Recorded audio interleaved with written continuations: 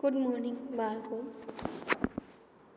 હું બાવળિયા દક્ષા આજે તમને ધોરણ 7 સામાજિક વિજ્ઞાન દ્વિતીય સત્ર એટલે કે સેમેસ્ટર 2 એનો પાઠ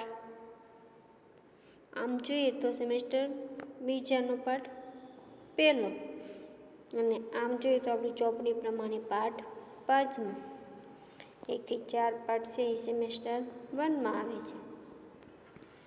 પાઠ 5 વનવાસી વિચરતી જાતિ અને સ્થાનિક સમુદાયો કે આપણે જે આગળ અલગ અલગ જે શાસકો હતા એના વિશે વાત કરી હતી. અહીંયા વનવાસી વિચરતી જાતિ અને સ્થાનિક સમુદાય આપણે આગળ જોયું કે કેવી રીતે રાજ્યોનો ઉદ્ભવ અને તેમનું પતન થયું. કે આપણે આગળ જોયું આગળના પાઠની અંદર કે કેવી રીતે અલગ અલગ રાજ્યોનો ઉદ્ભવ થયો અને તેનું પતન કેવી રીતે થયું. કે એક પછી એક એ સમયની જે શાસન વ્યવસ્થા છે રાજાશાહી પ્રકારની શાસન વ્યવસ્થા કે જેની અંદર રાજા પોતાના વારસાગત સ્થાને એના મોટા પુત્રને એનો વારસો મળે એમ. એટલે એવી રીતે છે એ જે તે રાજાઓ એના ઉપર આક્રમણ કરતા અને જીતી લેતા. એવી રીતે આપણે જોયું કે કઈ રીતે એનો ઉદ્ભવ થતો અને કઈ રીતે રાજ્યનું પતન થતું હતું. આમ છતાં નગરો અને ગામોની નવી કળાઓ, હસ્તકળાઓ અને ઉત્પાદક પ્રવૃત્તિનો વિકાસ થયો. કે આમ જે રાજ્યો છે એનો ઉદ્ભવ અને પતન તો થતું જ રહ્યું, પરંતુ એની સાથે સાથે નગરો અને ગામોમાં નવી કળાઓ, હસ્તકળાઓ અને ઉત્પાદક પ્રવૃત્તિઓનો વિકાસ થતો ગયો. આ સમયગાળામાં કેટલાક મહત્વપૂર્ણ રાજનૈતિક, સામાજિક અને આર્થિક પરિવર્તનો થયા. કે આ સમયગાળા દરમિયાન એટલે આ જે રાજ્યનો ઉદ્ભવ અને પતન થતું રહ્યું એ સમયગાળા દરમિયાન ઘણા બધા રાજનૈતિક એટલે ઘણા બધા છે રાજ્યની વ્યવસ્થાની અંદર પરિવર્તનો આવ્યા, સમાજની અંદર ઘણા બધા પરિવર્તનો આવ્યા અને આર્થિક પ્રવૃત્તિની અંદર પણ ઘણા બધા પરિવર્તનો આવ્યા. કે ધીરે ધીરે લોકો છે એ ખેતી આધારિત જે પ્રવૃત્તિ કરતા હતા એની બદલે હવે ધીરે ધીરે કળાનો, હસ્તકળાનો, ઉત્પાદક પ્રવૃત્તિઓનો ઉપયોગ કરવા લાગ્યા, પશુપાલન કરવા લાગ્યા. એટલે આવી રીતે ઘણા બધા આર્થિક પરિવર્તનો પણ થયા. પરંતુ સામાજિક પરિવર્તન બધી જ જગ્યાએ એક સરખું ન હતું. કે સામાજિક પરિવર્તન છે એ બધી જગ્યાએ એક સરખું હોતું નથી. આપણે જોઈએ સામાજિક પરિવર્તન આપણે સામાન્ય રીતે આપણે ગામડાઓ અને શહેરોને સરખાવીએ તો શહેરના લોકો જેટલી ખાણીપીણીની અંદર, કપડાઓની અંદર જેટલા એ લોકો એની અંદર ખર્ચા કરતા હોય છે, એના કપડાં, એનો પોશાક એ બધું અલગ હોય છે. પરિવર્તન બધું એક સરખું આવતું નથી ને એક સાથે પણ આવતું નથી. વિવિધ સમાજ અલગ અલગ રીતે વિકસિત થયા. કે વિવિધ સમાજો છે એ અલગ અલગ આપણે જાણીએ છીએ કે આપણી જે સમાજ વ્યવસ્થા છે એ સમાજ વ્યવસ્થા એ જ્ઞાતિ ઉપર આધારિત છે. એ જ્ઞાતિઓના આધારે આપણે બધી જ્ઞાતિની અંદર એક સરખું પરિવર્તન એક સાથે નથી આવતું.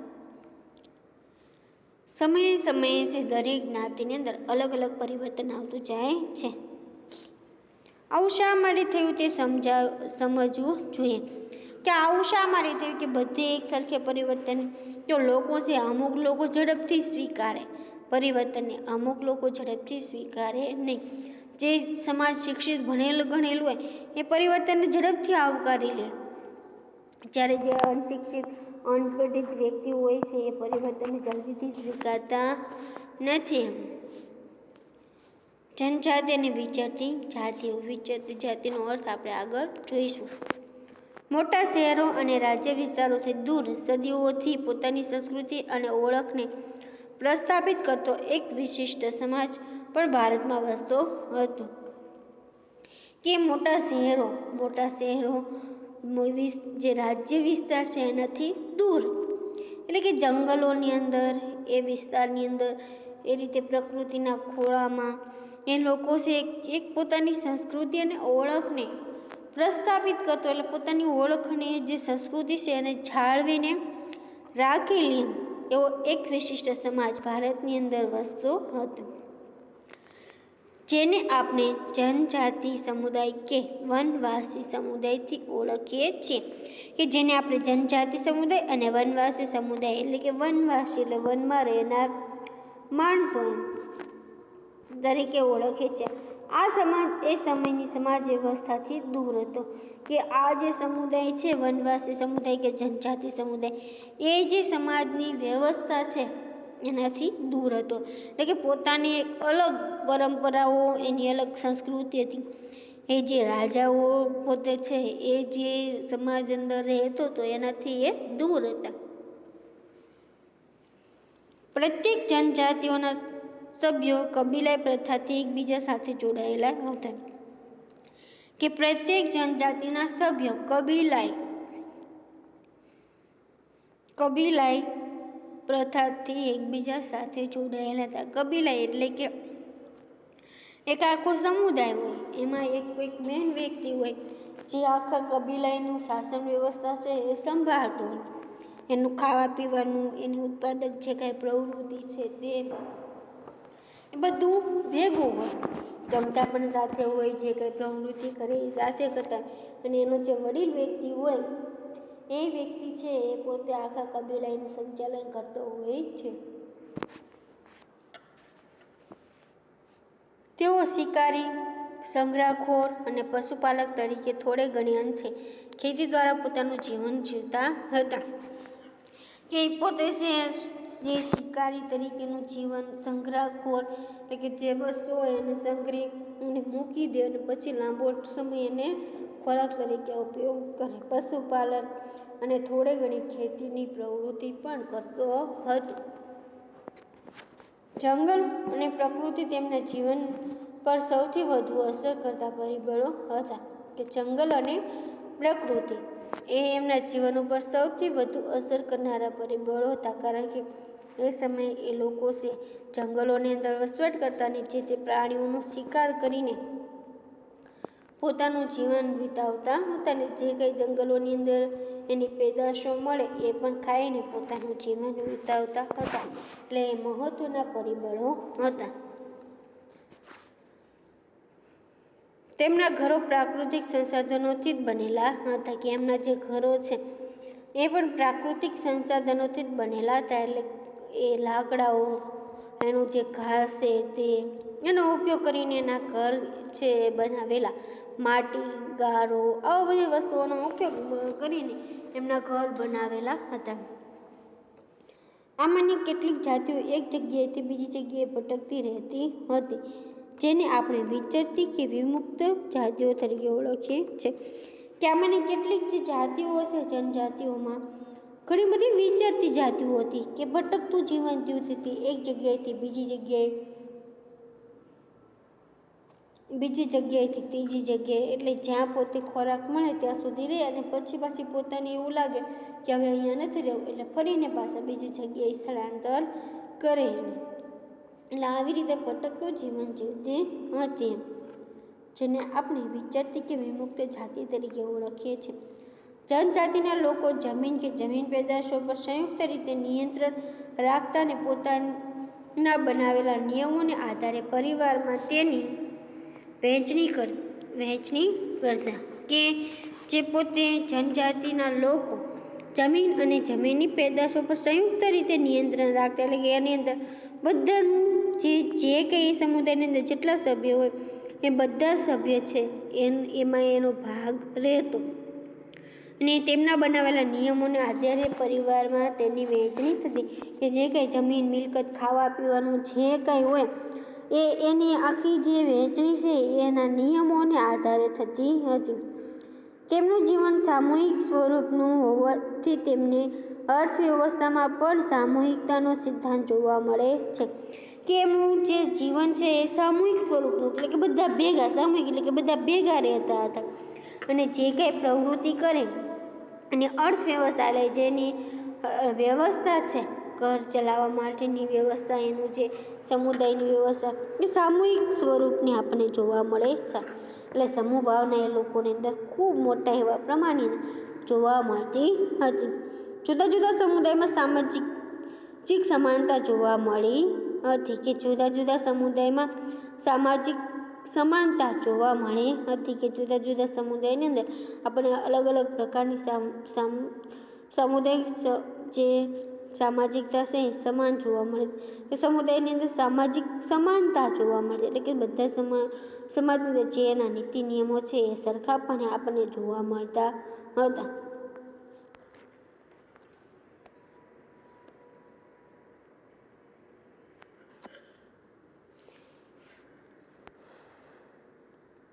ઉપખંડના વિવિધ વિભાગોમાં ઘણી મોટી જનજાતિઓનો વિકાસ થયો, કે ઉપખંડના વિવિધ વિભાગોમાં ઘણી બધી આવી જુદી જુદી જનજાતિઓનો વિકાસ થયેલો આપણને જોવા મળે છે. સામાન્ય રીતે તેઓ જંગલો, પહાડો, રણ કે દુર્ગમ જગ્યાઓ પર નિવાસ કરતા હતા, કે એ લોકો આપણે જાણ્યું કે પ્રકૃતિના સાહિત્યની અંદર જ એ વસવાટ કરતા હતા. જંગલોની અંદર, પહાડો, રણ, દુર્ગમ વિસ્તાર એવી જગ્યાએ વસવાટ કરતા હતા, જેથી કરીને એ જે રાજાની જે રાજ્ય વ્યવસ્થા હતી એનાથી એ દૂર હતા, જંગલોની અંદર વસવાટ કરતા હતા. કદાચ આપણે ભણ્યા હતા પણ ખરા કે જે જંગલ લોકોની અંદર જે વસવાટ કરતા હતા એ રાજાઓને કર સ્વરૂપે જંગલના પાલતુ પ્રાણીઓ, જંગલની પેદાશો એ કરવેરાઓ રૂપે રાજાઓને આપતા હતા. એટલે એ જ આ જાતિઓની વાત હતી કે જે જંગલોની અંદર વસવાટ કરતી હતી. કેટલીક વાર તેમના કરતાં વધારે શક્તિશાળી સમાજ સાથે તેમના સંઘર્ષો પણ થતો, કે ઘણા બધા વ્યક્તિઓ જે પાલતુ પ્રાણીઓ રાખતા હોય અથવા તો પાણીની જે જરૂરિયાત છે એ જે વિસ્તારો હોય એ વિસ્તારની અંદર એને મેળવવા માટે થઈને એક જૂથ બે જૂથને એ વસ્તુ જોતી હોય તો બંને વચ્ચે ઝઘડો થાય, સંઘર્ષ થાય અને એમાંથી જે જીતે એને એ વસ્તુ આપવામાં આવતી હતી. આમ છતાં જાતિઓને પોતાની સ્વતંત્રતા ટકાવી અને સંસ્કૃતિને બચાવી રાખી, કે આમ જે સંઘર્ષો થતા ગયા છતાં એને પોતાની જે સંસ્કૃતિ અને સભ્યતા છે એ ટકાવી રાખીથી પોતાની સ્વતંત્રતા છે, કે જે આખા સમાજ વ્યવસ્થાથી દૂર એવા જંગલોની અંદર વસવાટ કરતી હતી એ પોતાની સ્વતંત્રતા પણ આ સંઘર્ષો સામે ટકાવી રાખી હતી. જાતિ આધારિત સમાજ અને જાતીય સમાજ વિવિધ જરૂરિયાતો માટે એકબીજા ઉપર નિર્ભર હતું, કે જાતિ આધારિત સમાજ અને જનજાતીય સમાજ વિવિધ જરૂરિયાતો માટે એકબીજા ઉપર આધાર રાખતા હતા. સંઘર્ષ અને નિર્ભરતાના સંબંધને કારણે બંને સમાજ ધીરે ધીરે પરિવર્તન આવ્યું, કે સંઘર્ષ એકાબીજી સાથેનો સંઘર્ષ અને નિર્ભરતા એટલે પોતાનું જે જરૂરિયાતો છે એ પૂરી કરવી એને કારણે છે સમાજની અંદર ધીરે ધીરે પરિવર્તન આવતું રહ્યું હતું. વનવાસી અને વિચરતી જાતિના લોકો, કે વનવાસી અને વિચરતી જાતિના લોકો વિશે આપણે વાત કરી.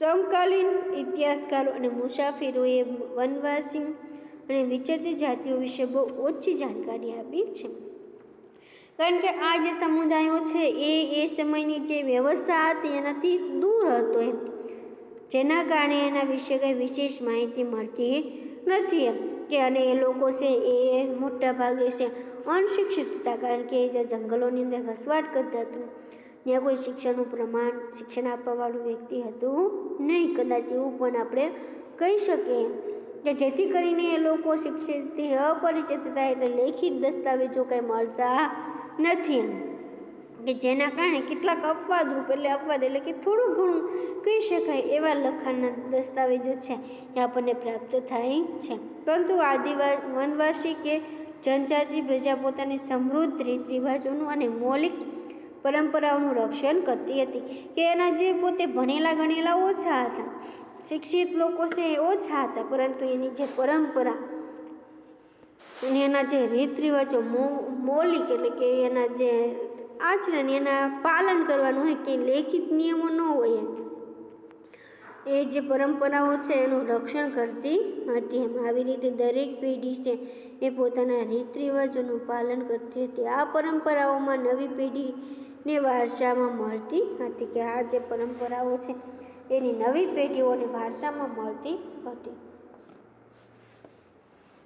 વર્તમાન ઇતિહાસકારો જનજાતિઓના ઇતિહાસ લખવા માટે આવી મૌલિક પરંપરાઓ પણ ઉપયોગ કરે છે, કે વર્તમાન ઇતિહાસકારો છે આવી મૌલિક પરંપરાઓનો ઉપયોગ કરતા આપણે ઇતિહાસ વિશે માહિતી મેળવવા માટે એ પરંપરાઓનો ઉપયોગ કરતા આપણને જોવા મળે છે. હવે પછી ભારતની મુખ્ય જનજાતિઓના ક્ષેત્રો આવતા વિડીયોની અંદર જોઈશું.